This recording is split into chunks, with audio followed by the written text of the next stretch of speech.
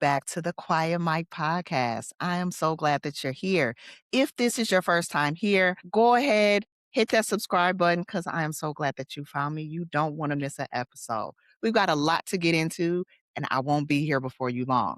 Okay, so today I'm coming in hot because I want to talk about something that every leadership book, every management training, and every HR onboarding deck has been telling you is the sign of a good leader, the open door policy. You probably said it yourself. My door is always open. Maybe you said it in the first week that you stepped into your role. Maybe you sent it in an intro email to your team. Maybe somebody told you that's what good leaders do, and you just kept doing it. You never questioned it. Well, today I'm questioning it. Why?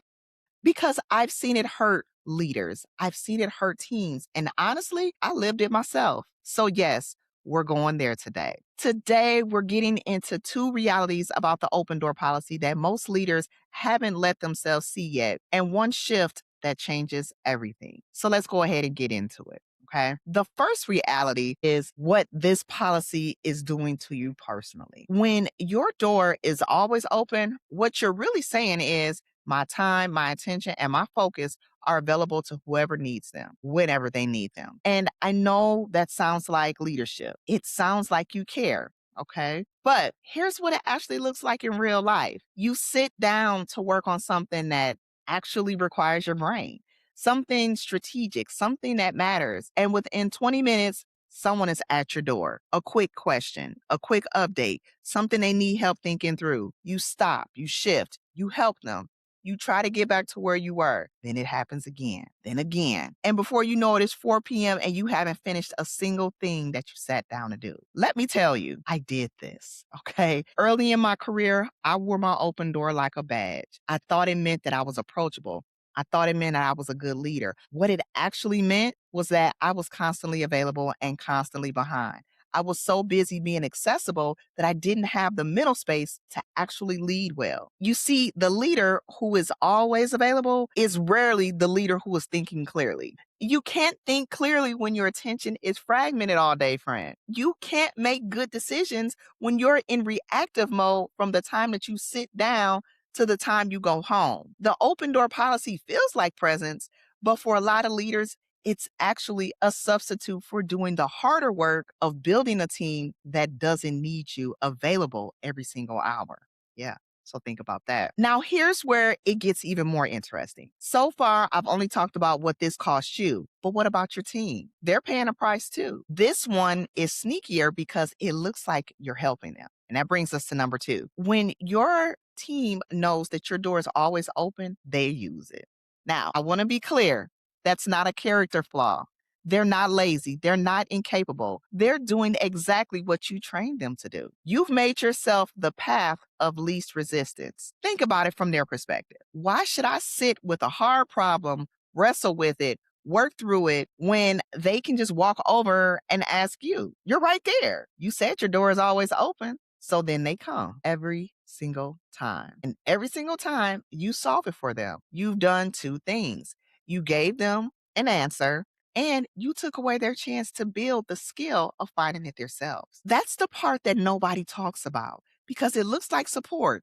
It looks like you're being helpful. But what you're actually doing is creating dependency without meaning to. Over time, your team stops trusting their own judgment because they've gotten used to outsourcing it to you. They stop developing the problem solving muscle because they never had to use it. They had you. Then you're sitting there wondering why you can't delegate it, wondering why nothing moves when you're out of the office, wondering why your team seems very smart individually, but they fall apart the second that you're not around. The open door policy built that. Not on purpose, but it did build it. You see, you didn't create a team. You created a team that needs you. There's a big difference. So now you might be thinking, okay. So what am I supposed to do then? Am I supposed to close my door and act like I'm unreachable? No, that's not it either, because that's just the other extreme and it creates a whole different set of problems. And that's not what we're doing here. What I'm talking about is something in the middle.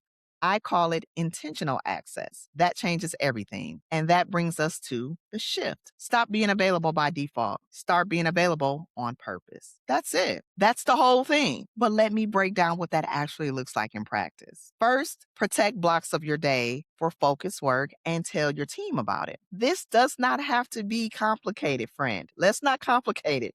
It can be as simple as, hey, I'm heads down from 9 to 11 every morning unless something is genuinely urgent. Save it for after that. That's not being inaccessible. That's modeling what good focus looks like, which, by the way, is something that you probably want your team to do too. Okay. Second, when someone does come to you with a problem, stop giving them the answer first. Ask them what they think. Ask them what they've already tried. Give them the chance to work through it out loud before you weigh in.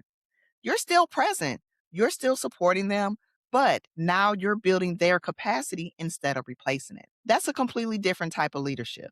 Okay. Third, create the right containers for real access. A weekly 101, a team check in with clear structure, and a channel for things that are actually urgent. When your team knows that they have dedicated time with you, they stop needing to catch you in the hallway.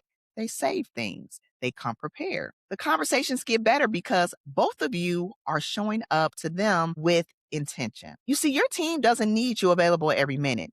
They need you clear, focused, and fully present when it actually counts. And that's the difference between a leader who's always around and a leader who actually moves things. So let me say this, the open door policy isn't wrong because leaders shouldn't be accessible. It's a problem because most leaders practice it in a way that quietly fragments their own focus while stunning the growth of the people that they're supposed to be developing, all while looking like a great leader from the outside. Intentional access isn't less leadership, it's more of it. It just requires you to be deliberate about when, how, and what you show up for. Close the door sometimes on purpose with intention. Your team will be better for it, and so will you. I'm Natasha, and this is the Quiet Mike Podcast. I want you to remember the quiet ones move the room, so let your quiet speak loud. I'll see you on the next one.